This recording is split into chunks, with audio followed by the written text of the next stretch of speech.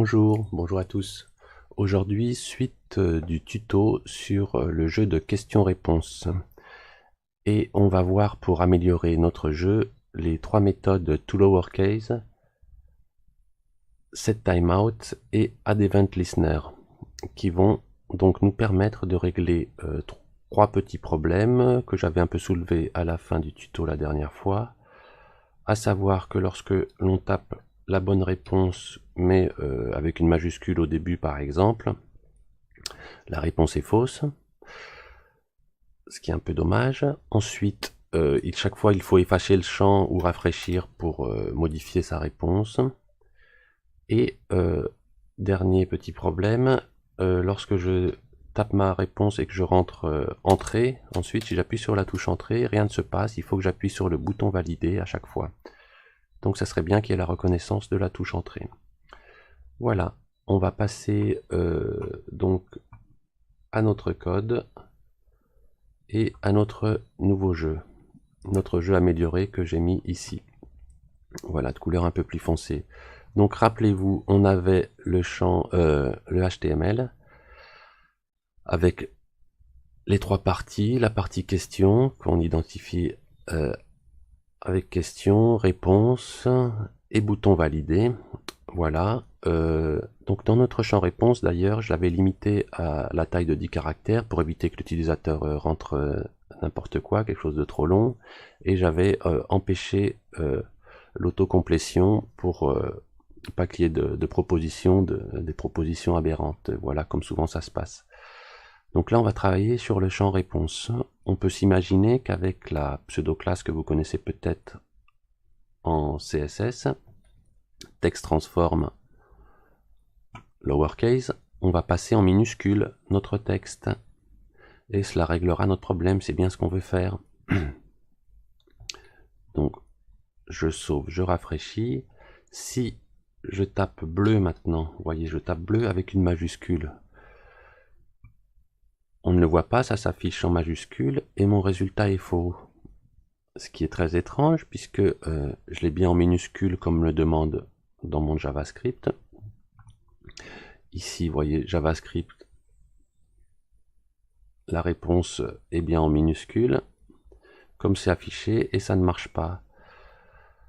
Donc, pour essayer de mieux comprendre cela, je vais avoir recours à la console en appuyant sur F12. Voilà, c'est l'outil de base du développeur, la console F12. Donc, je vais vérifier différentes choses avec ma console. Si je tape réponse, ça fait référence à ma variable réponse. Vous voyez que j'avais défini donc dans le JavaScript et qui me renvoie donc à cet élément du DOM de la page HTML du champ réponse. Je vais essayer de récupérer la valeur du champ réponse. Je vais retaper bleu cette fois tout en majuscule, ça s'affiche en minuscule. Et si je tape réponse.value, je demande la valeur du champ réponse. Il m'affiche bien bleu en majuscule comme je l'ai saisi, mais le text transform du CSS me l'a passé en minuscule à l'affichage. Mais il reste cependant, au niveau du code, en fait, au niveau de l'interprétation du JavaScript, en majuscule. Donc on va travailler plutôt sur le JavaScript que sur l'apparence du CSS. On va donc commenter cette ligne. Ici, voilà, je vais passer, sauvegarder, passer au JavaScript. Et là, on va rajouter donc la méthode dont on avait parlé tout à l'heure en introduction, toLowerCase,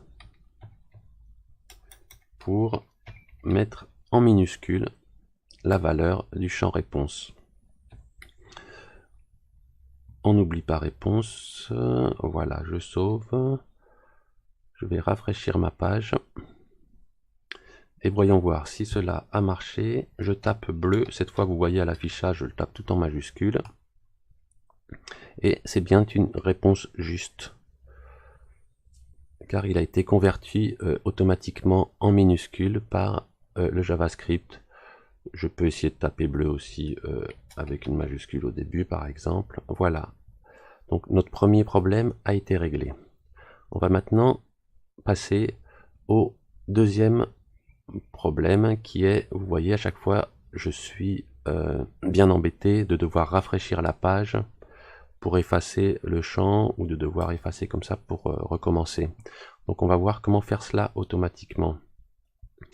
Si je tape un texte dans le champ réponse, une façon de l'effacer qu'on peut déjà deviner, et on va le taper dans la console et d'affecter, voilà, une chaîne de caractères vide au champ réponse. Voilà, je vais taper réponse.value plus exactement et je l'efface. Donc là normalement ça va m'effacer le champ réponse. Voilà, j'ai effacé le champ réponse.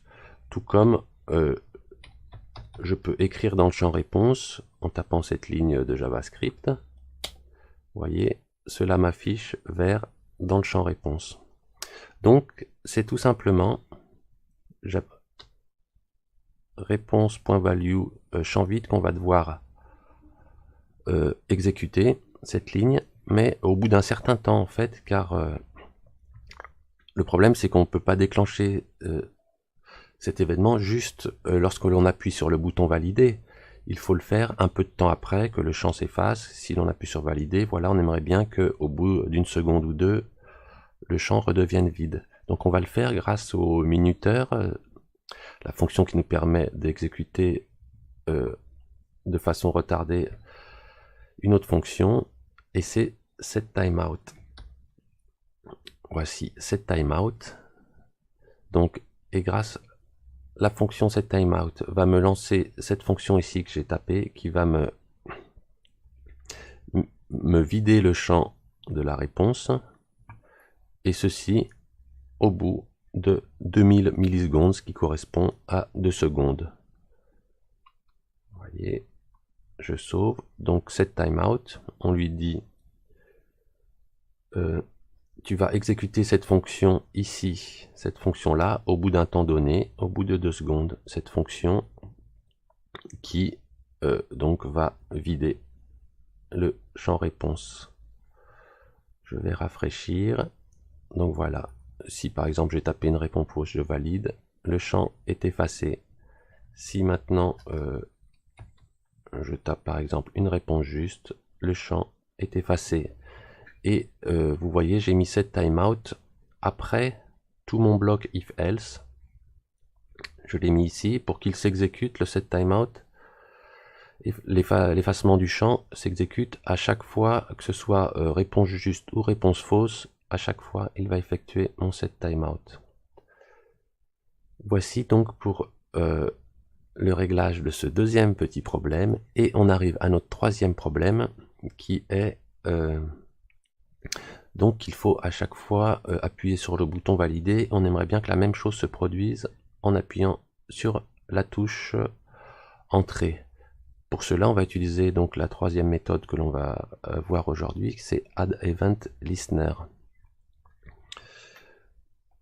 Ici, donc cette méthode, elle va permettre d'écouter ce qu'il se passe au niveau donc d'un élément. Ici, notre réponse, notre champ réponse. Lorsque une touche va être pressée, on va déclencher une fonction. Ici, j'ai mis déjà pour qu'on voit un peu à quoi ça corresponde console.log, console.log, c'est-à-dire afficher dans la console la variable. Donc c'est l'événement qui, lorsqu'on appuie sur une touche. Donc voilà, je vide la console. Attendez, je rafraîchis le champ. Voilà. Ici, lorsque attendez, je n'ai pas sauvé. Voilà, lorsque j'appuie sur une touche, voilà, il me renvoie l'ensemble de l'événement. Donc ça fait beaucoup de choses, on a du mal à comprendre un peu ce qui se passe. Et nous, ce qui va nous intéresser, c'est surtout la touche qui a été appuyée. Vous voyez, ça correspond à qui? Voilà. C'est cela qui nous intéresse. Donc c'est pas tout l'événement, vous voyez, qui se passe quand une touche est appuyée. Je vais juste lui demander de me renvoyer la touche appuyée. Je rafraîchis. Si j'appuie sur une touche, voilà, il me renvoie juste la touche qui est appuyée. Et nous, c'est le bouton Entrée, Enter, qui nous intéresse. Voilà, donc c'est pour cela que j'ai mis je vous affiche le code définitif ici. Donc lorsque une touche est pressée et cette touche est la touche correspond à la touche Entrée, je vais déclencher la même action, donc ma fonction du bouton Valider lorsqu'on appuie dessus. Donc tout ce bloc là, je vais le déclencher de la même façon que lorsque j'appuie sur le bouton Valider, lorsque la touche Entrée est appuyée. Voilà, il nous reste à essayer notre réalisation. Si je tape sur bleu, j'appuie sur Entrée, cela marche. Vous voyez, je n'ai pas eu besoin d'appuyer sur Valider. J'ai appuyé sur Entrée à mon clavier et maintenant tout fonctionne. Notre réglage de la casse. Et si on tape un résultat faux, on a bien le résultat faux et il s'efface au bout de 2 secondes. Et voici donc ce deuxième tuto où on aura réglé différents petits problèmes et ce qui va nous permettre la prochaine fois de vraiment rentrer dans le vif du sujet en voyant comment on va pouvoir faire pour passer à la question suivante lorsque l'on a donné la bonne réponse. Je vous remercie beaucoup et n'hésitez pas à me laisser des petits commentaires ou voilà, des demandes sur la suite que peut prendre ces tutos. Voilà, au revoir.